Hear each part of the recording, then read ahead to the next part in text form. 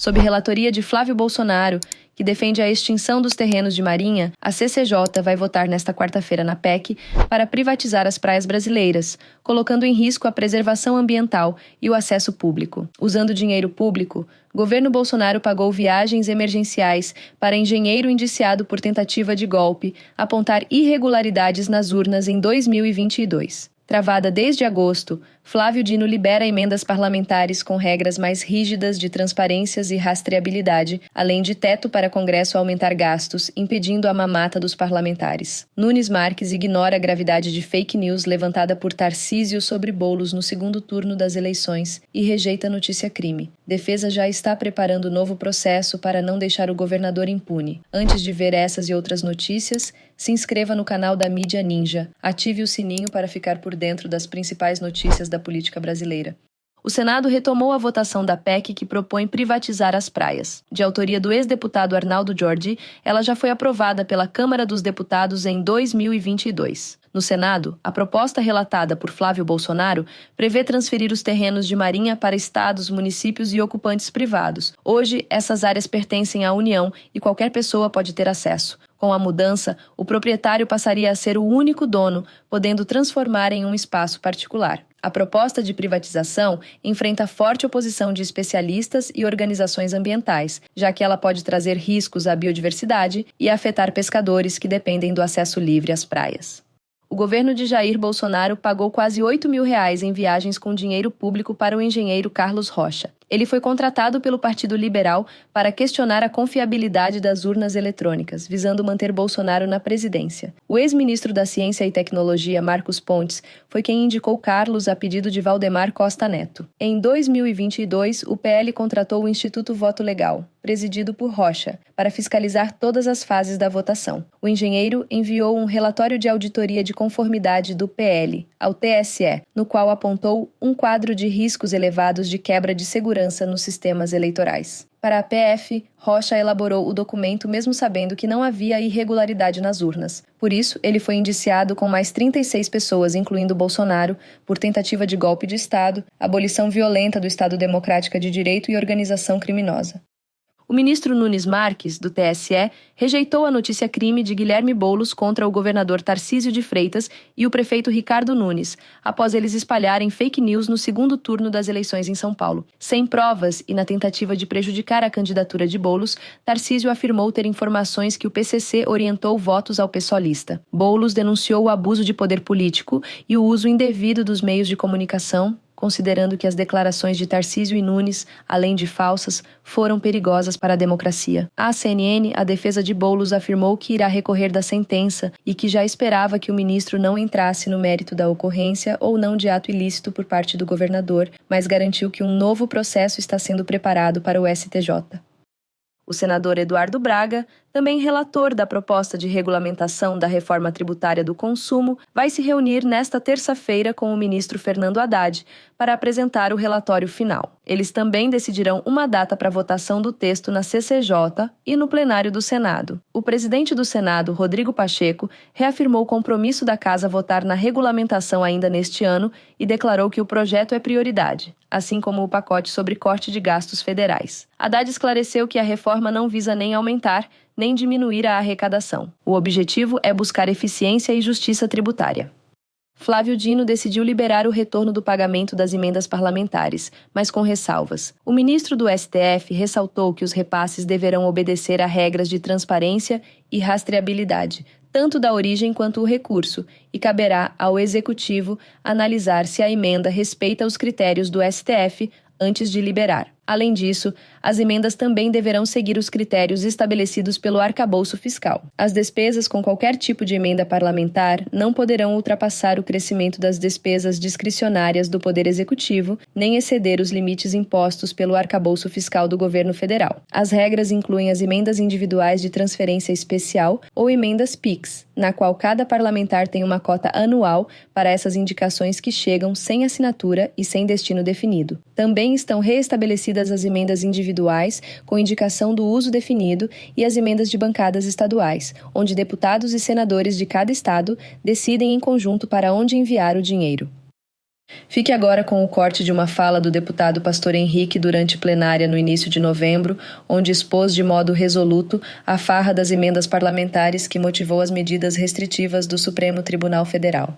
Vou tentar traduzir de forma simples e direta. Desde Eduardo Cunha até Lira, o valor que o parlamento mobiliza de emendas vem aumentando muito, na casa dos bilhões. E eu quero sugerir ao povo brasileiro, isso não está melhorando a sua vida. Portanto, o PSOL apresenta um conjunto de emendas para valorizar esse esforço de moralizar, no bom sentido, no sentido correto, o orçamento que a Câmara opera. Precisa ter recurso. Senhor presidente, me daria mais 30 segundos a 1 minuto só para fechar o meu raciocínio? Ainda mais que o Cabo Gilberto gosta muito de me ouvir. Obrigado. Terceira medida, brincando ali com o colega parlamentar. Está de boa. Apenas rebater o parlamentar que me antecedeu com relação à decisão do ministro Flávio Dino. O parlamentar esqueceu, senhor presidente, de falar que Lula governa com o judicialismo de coalizão. Nós falamos e provamos. O ministro Flávio Dino não poderia jamais, de uma canetada só, de forma monocrática, rasgar a Constituição, rasgar 4 emendas constitucionais em vigor desde 2015. Existia nessa casa a chamada RP9, Emenda do Relator, conhecida como orçamento secreto. Nós não sabíamos que deputado destinava, para onde ia, e no período Arthur Lira esse valor cresceu exorbitantemente. Falta transparência, enfim. Houve uma ação do PSOL, o STF, então, tomou uma decisão, acabou a tal RP9 e mudou para outras modalidades de emendas. Destaque para 2, emenda das comissões e a chamada emenda PIX. O que acontece, na nossa opinião? Não resolveu o problema. As chamadas emendas de comissões são valores impressionantes, chega à marca de 10 bilhões por ano e fica em nome de um colegiado, ou seja, continua um mecanismo anônimo de destinação de recursos. Importante que a sociedade brasileira entenda isso. Mecanismo anônimo de destinação de recursos, portanto, falta transparência, falta controle. E nas emendas PIX, tem uma transferência fundo a fundo. E quando chega, por exemplo, nas prefeituras, não tem a chamada rastreabilidade, não tem a transparência, não sabemos para onde de fato vai esse recurso. Então veja bem, o parlamento pode contribuir com o executivo por meio de emendas parlamentares? Eu até acredito que sim, mas do jeito que tem acontecido nesse parlamento, o que está de fato acontecendo é um sequestro do orçamento do poder executivo. São quase 50 bilhões por ano de emendas parlamentares, parte significativa delas sem rastreabilidade, sem transparência, sem controle sobre o resultado. Não é contribuição parlamentar ao Poder Executivo. O nome é sequestro do orçamento do Poder Executivo por uma lógica obscura e anônima de aplicação de bilhões. Então, para a sociedade que está nos assistindo, o governo deixa de ter capacidade de investimento em posto de saúde, em hospital, em universidade pública, em políticas de combate à fome, soberania alimentar, transporte, previdência. O governo perde a sua capacidade de governar porque grande parte do orçamento está sequestrada por uma maioria dentro do parlamento e a gente sequer sabe que parlamentar está destinando o recurso e para onde esse recurso vai. Nós do PSOL não vamos assinar embaixo essa lógica. Então nós temos aqui alguns problemas desse projeto que é um esforço, mas nos parece insuficiente. Primeiro, continua uma destinação anônima das emendas de comissão. falta transparência. Segundo, falta critério para saber a divisão do montante global entre as comissões. Por que vai tanto dinheiro para turismo? Por que vai um outro valor para trabalho? Por que vai outro valor para saúde? Qual é o critério que pega esse valor global e distribui entre as comissões? Ninguém sabe, ninguém viu que critério é esse.